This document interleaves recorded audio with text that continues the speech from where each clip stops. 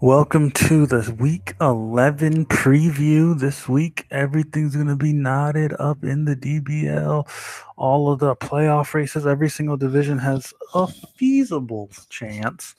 No three-way races for the points race, really. I mean, the West kind of has one, but so all of the games are organized in hopefully the best cinematic way possible.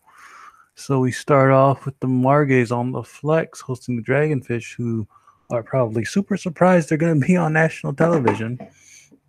Um, so yeah, mission for the Margays is to get as many points as possible, just like everybody else this week. But it's going to be Margays versus Dragonfish, Dizzy Devils versus Cats. So it's two teams that are playoff contenders versus teams that are really terrible. So it's just going to be a battle to see who can blast off the most. Dizzy Devils lead the Margays, I believe, by 8 points right now. So the Margays just hoping to just have a great game, blast off, and just set the stage for the week. It'll be more pressure on the Dizzy Devils if they do that. Maybe they'll get in their head. Um, both teams are at home, so there's no advantage there. But let's just see if the Margays can will it into the playoffs. And I mean, it's just been ever since that loss against the Empire in the playoffs last year, the Margays just haven't been top tier at all, and their whole season's just kind of been forgettable. Um, so maybe just this last gasp can bring them to 5-6 and get them to the playoffs. Interceptors hosting the Pharaohs. Now the Pharaohs have a super outside chance. I believe they're 30 points behind the Silverbacks in the gold, but they still have a chance. They still have, and honestly, to a playoff team without a dasher, obviously, it's probably one of their top concerns for the post off season. But for now, find a way to get past the Interceptors in St. Louis in a very big way. I mean, they're going to have to call on Charlie to just have a historic performance. I mean, he's had a great season. He leads the league in throw average. He's the best thrower in the league, bar none.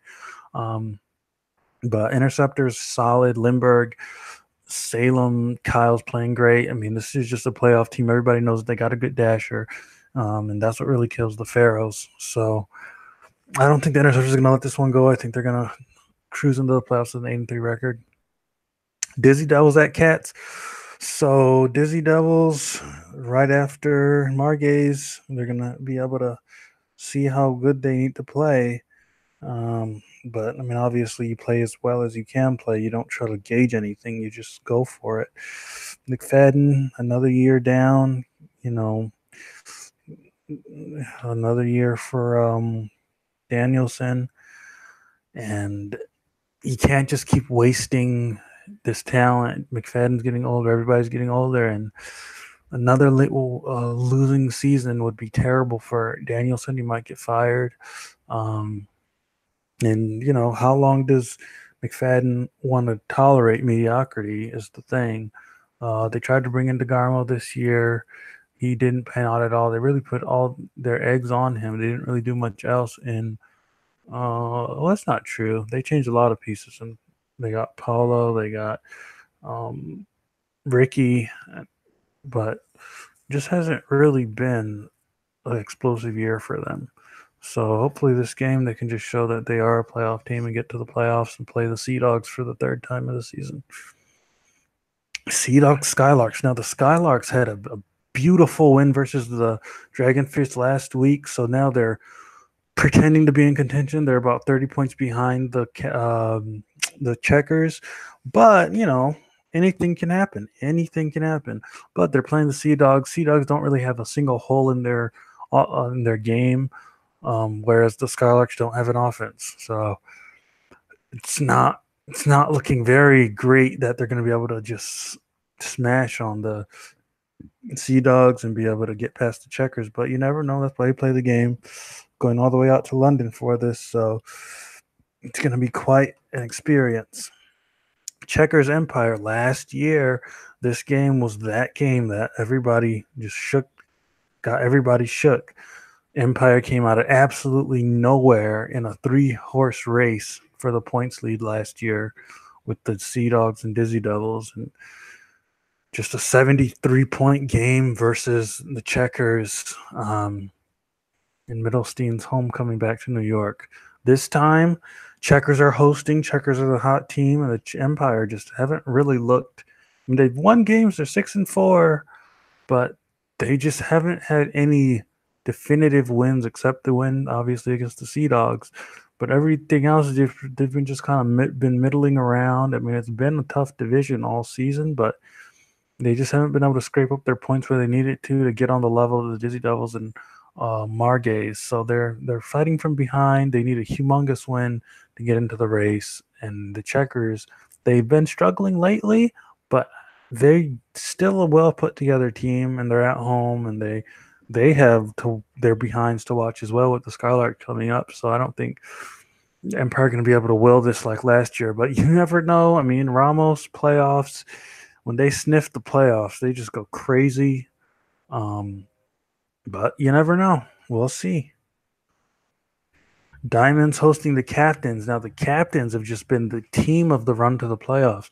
They've captivated everybody. I mean, the Midwest was considered closed for business by week 5, with the Interceptors and Scarlet Ember just going crazy. They were just so much a class above anybody else in the Midwest. But the Scarlet Ember have just crashed lately.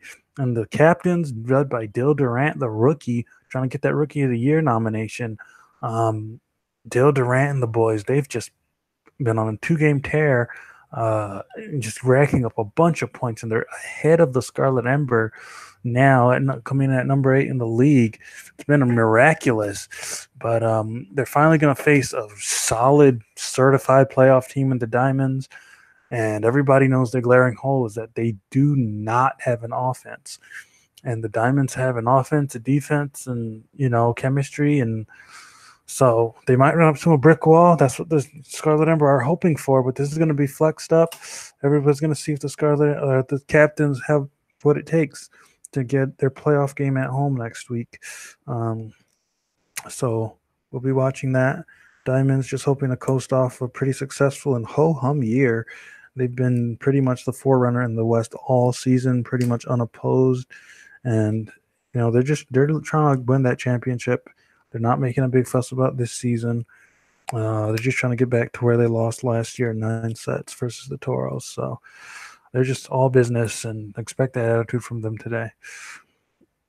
Toros Jocks, number 1 Toros. They get the absolute giftiest gift out of all the teams in the league. Number 1 team going for their 2nd straight undefeated regular season, 2nd straight number 1 for the season. And they just get a gift. Meanwhile, the Skylarks are, with the Sea Dogs, going to probably hinder their number 1 for the season efforts. But Toros have been known to slip at times, but I don't think the Jocks have what it takes. They're just not really a complete team yet. They have the pieces. They have Tamp. They got Robertson, but one more offseason, they'll probably be something to sniff at. But expect the Toros to just win this thing 5-2, celebrate number 1 for the season, and prepare for the playoffs where everybody wants to see their downfall. Gold Reapers, 2 teams that just haven't been what they want it to be all season, but the Gold have been the good graces of the ranking system all season, and all they have to do is win well. Silverbacks have a tough game versus the Scarlet Ember, so if the Gold can just polish off a nice 5-2, 5-3 victory, they probably clinch the playoffs with a 4-7 record, which is ridiculous. But Reapers, the Reapers have been kind of tough to beat down the stretch. T2 and Hansen have been really congealing as a unit, and with Lenore as the lead thrower, if Jason steps up and picks a fight with them, this game could get kind of hairy for the Gold. And Reapers are a prideful team. It's been a down and out year, but hey, let's go out winning. Let's affect the season at least, right? Phoenix versus the Gremlins. meaningless game, the Phoenix surprisingly get to host in the 11th week, which is very rare. This year it's just been kind of like Greeley has been behind the storefront glass all season. Everybody can just window shop. Like, he would be a good player. He's been kind of living in his own world. Best player in the league, best index, scary good, great potential, A-rated. So it's just going to be a curtain call for his sophomore season where he just, the season got away from him so quickly that it's just, you're in the West. It's super competitive. Everybody's young. Everybody's a top draft pick. Everybody's a combine winner, frankly. And, it's just hard to keep up. And just another off season. Hopefully they'll be able to put something together where they have a solid team. But, yeah, just a good individual season, great individual season for Greeley. And just, stat padding pretty much this game. Gremlins hoping for a single win. Who thought they would not win a single game this year?